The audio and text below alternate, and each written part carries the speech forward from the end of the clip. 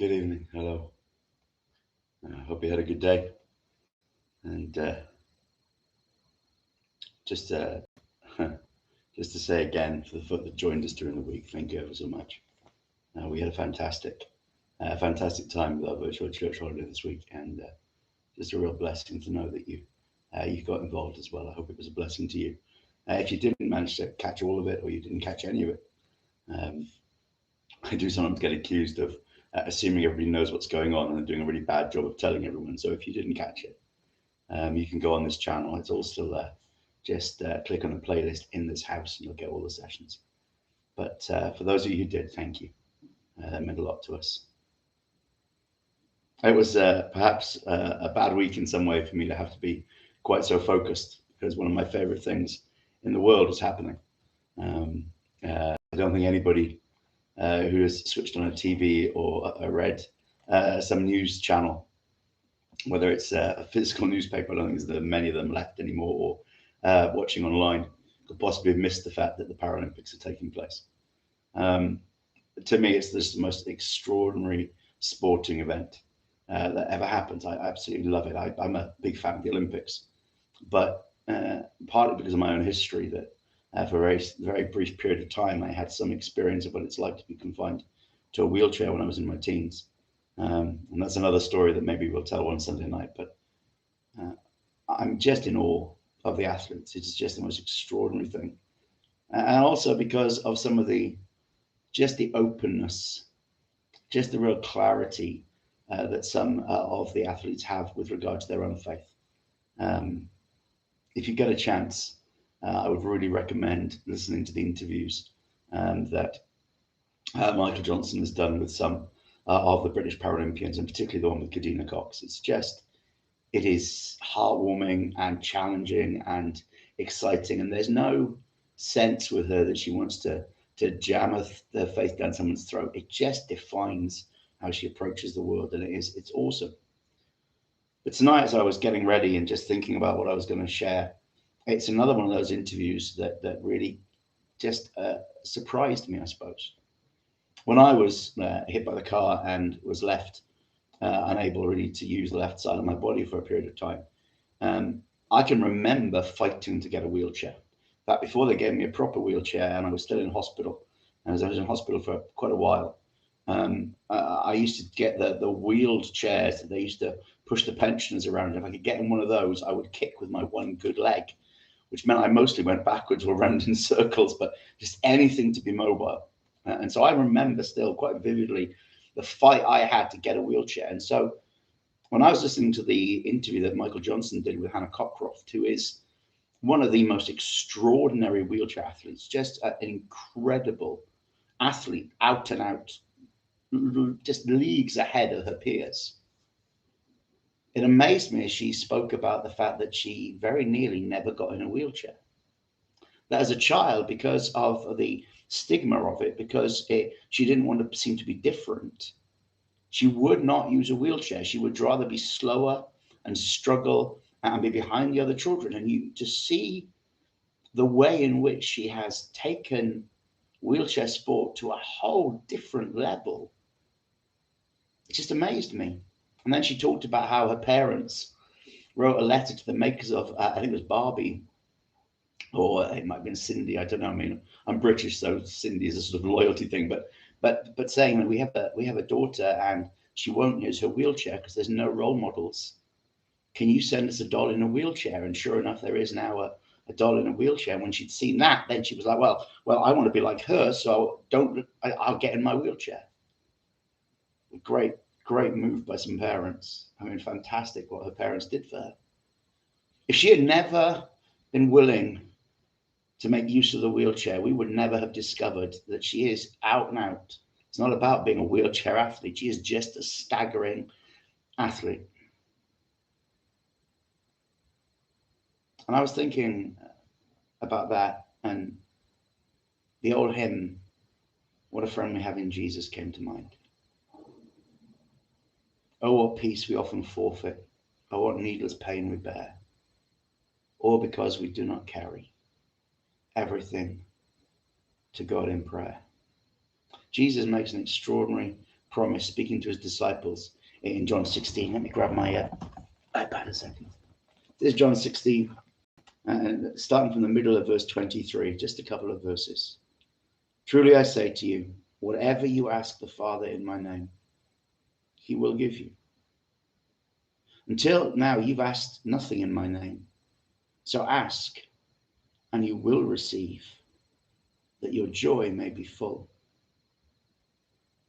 Truly I say to you, whatever you ask the Father in my name, he will give you. You know, that's an unqualified statement. Jesus doesn't say, whatever you ask the Father in my name, and then put in brackets all the noise that religion has tried to surround that statement with. Provided it's in my will, provided it's appropriate, provided it's not self-seeking, provided none of that. He just says, whatever you ask the Father in my name. It's an unqualified statement. But when he says in my name, onoma means under the authority of, or by appealing to the authority of my name. Jesus isn't saying just go to the Father and demand what you want. What he's saying is go to the Father because you're in a trust relationship with me. Go to the Father because you acknowledge that I am Lord. Go to the Father because you believe and you depend upon who I am. Because when you approach the Father in my name, when you approach the Father in that relationship of dependency and trust, he'll receive you as a child and he'll meet your need. We live in a society that celebrates independence. It celebrates the idea that we are self-made and that we're self-actualized, that we don't take responsibility for others' problems, and we pursue our own goals. And of course, it only celebrates it amongst those who don't do it very thoroughly.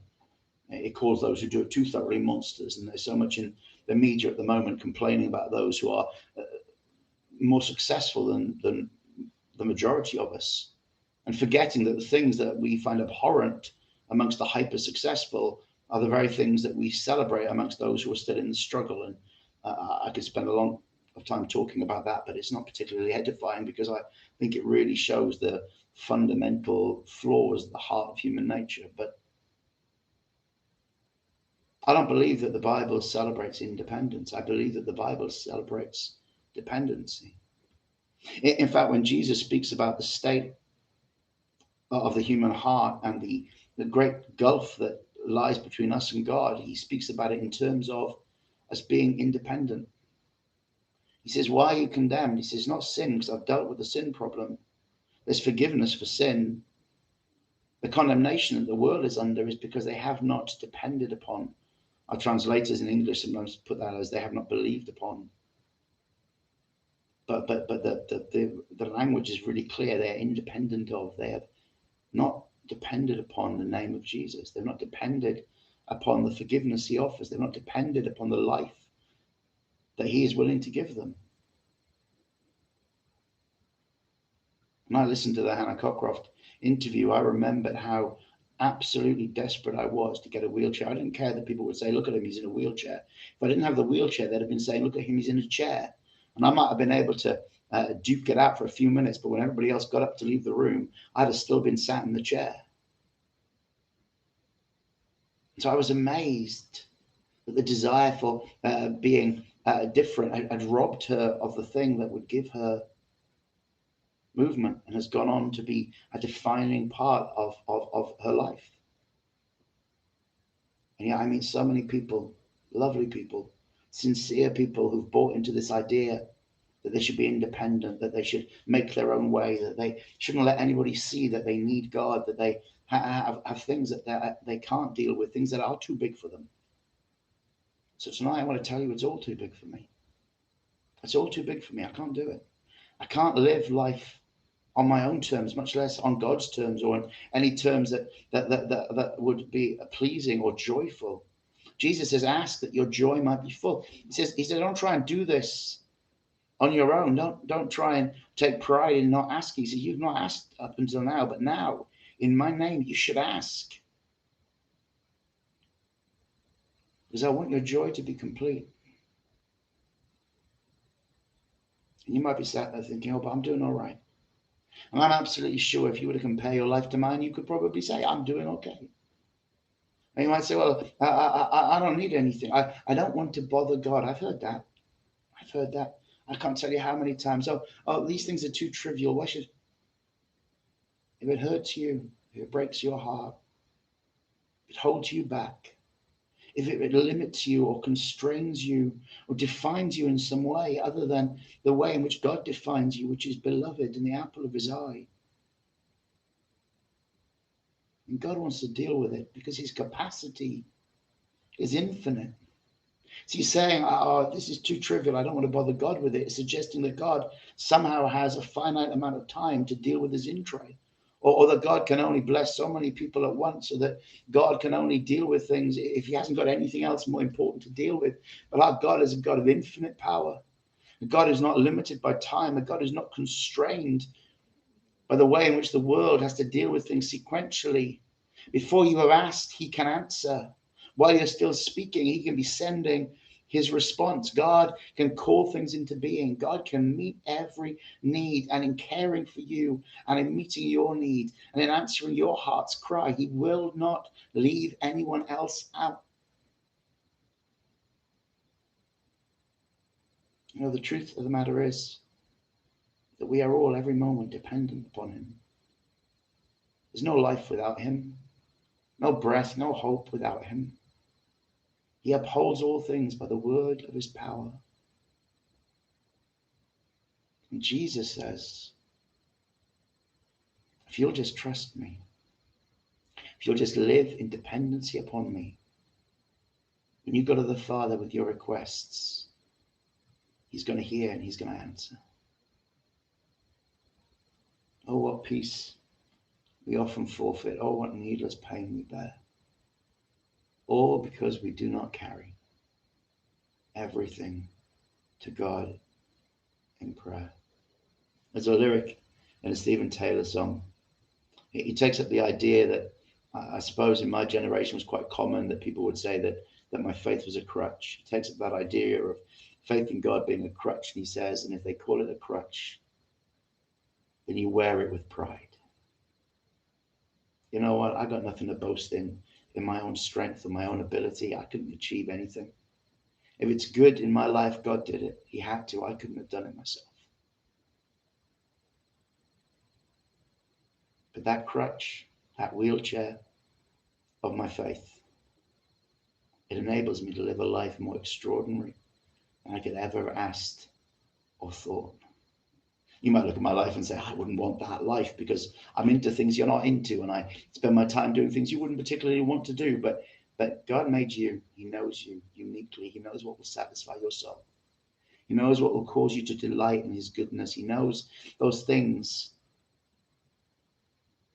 for which you are absolutely designed. You see, I bet you if a little Hannah Cockcroft had been able to see the extraordinary global athlete that she is today, even if it hadn't been her, if she just had that example, she would have seen it. She'd have been the first one in a wheelchair because she saw a plastic doll in a wheelchair and thought, yeah, that looks cool. Okay, I'll get in my wheelchair now. We're all so glad she did. I mean, I'm not big on patriotism, but even I will indulge in a little bit of flag waving when I watch our Paralympians. They are extraordinary. I don't know if any of you have seen the exploits today, so I'm not going to tell you the various things that have happened, but it's been an extraordinary day for Team GB. But you cannot imagine the things that God has for you. You cannot imagine what it would be to live a life of dependency upon him until you've lived a life of dependency upon him. And so all I can tell you is that it's amazing that he's good, that he's faithful to every promise. And I'm absolutely sure he doesn't have favorites. He loves you more than you could possibly know. And Jesus says, if you'll just depend upon me, if you'll trust that you can go to the Father in my name, and in that relationship of love, that relationship of honor, you ask the Father the things that you need. He will amaze you with goodness. and what he does for you in response to the honest cry of your heart, it's going to make your life joyful.